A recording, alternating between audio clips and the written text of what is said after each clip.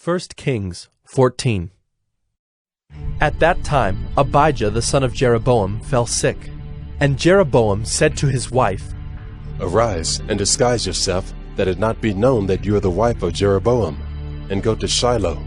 Behold, Ahijah the prophet is there, who said of me that I should be king over this people. Take with you 10 loaves, some cakes, and a jar of honey, and go to him. He will tell you what shall happen to the child. Jeroboam's wife did so.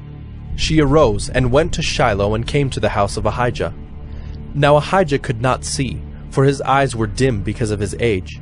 And the Lord said to Ahijah, Behold, the wife of Jeroboam is coming to inquire of you concerning her son, for he is sick. Thus and thus shall you say to her.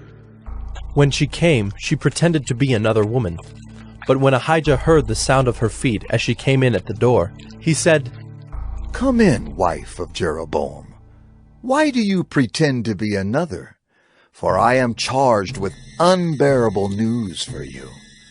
Go tell Jeroboam, Thus says the Lord, the God of Israel, because I exalted you from among the people, and made you leader over my people Israel, and tore the kingdom away from the house of David, and gave it to you.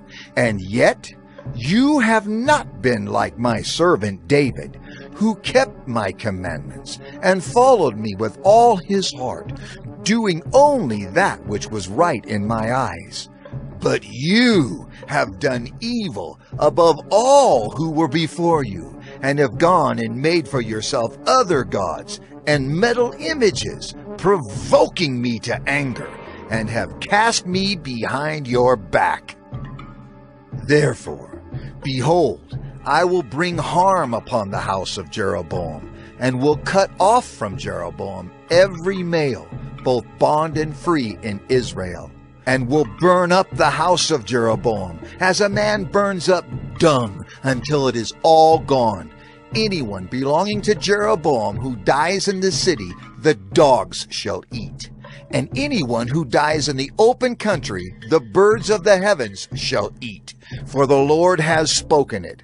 Arise, therefore, go to your house. When your feet enter the city, the child shall die, and all Israel shall mourn for him, and bury him.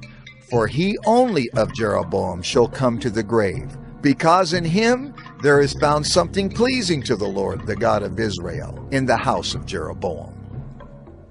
Moreover, the Lord will raise up for himself a king over Israel, who shall cut off the house of Jeroboam today. And henceforth the Lord will strike Israel, as a reed is shaken in the water, and root up Israel out of this good land that he gave to their fathers, and scatter them beyond the Euphrates, because they have made their Ashiram, provoking the Lord to anger. And he will give Israel up because of the sins of Jeroboam, which he sinned and made Israel to sin. Then Jeroboam's wife arose and departed, and came to Tirzah.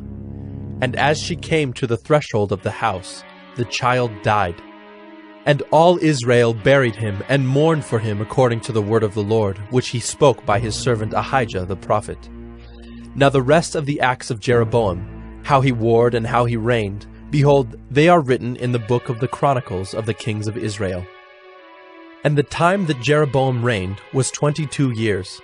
And he slept with his fathers, and Nadab his son reigned in his place. Now Rehoboam the son of Solomon reigned in Judah. Rehoboam was 41 years old when he began to reign, and he reigned 17 years in Jerusalem, the city that the Lord had chosen out of all the tribes of Israel to put his name there. His mother's name was Neyama the Ammonite. And Judah did what was evil in the sight of the Lord, and they provoked him to jealousy with their sins that they committed, more than all that their fathers had done. For they also built for themselves high places and pillars, and Ashiram on every high hill and under every green tree. And there were also male cult prostitutes in the land. They did according to all the abominations of the nations that the Lord drove out before the people of Israel. In the 5th year of King Rehoboam, Shishak, king of Egypt, came up against Jerusalem. He took away the treasures of the house of the Lord, and the treasures of the king's house. He took away everything. He also took away all the shields of gold that Solomon had made. And King Rehoboam made in their place shields of bronze, and committed them to the hands of the officers of the guard who kept the door of the king's house. And as often as the king went into the house of the Lord, the guard carried them and brought them back to the guard room. Now the rest of the acts of Rehoboam and all that he did, are they not written in the book of the Chronicles of the kings of Judah? And there was war between Rehoboam and Jeroboam continually. And Rehoboam slept with his fathers, and was buried with his fathers in the city of David. His mother's name was Neyama the Ammonite, and Abijah his son reigned in his place.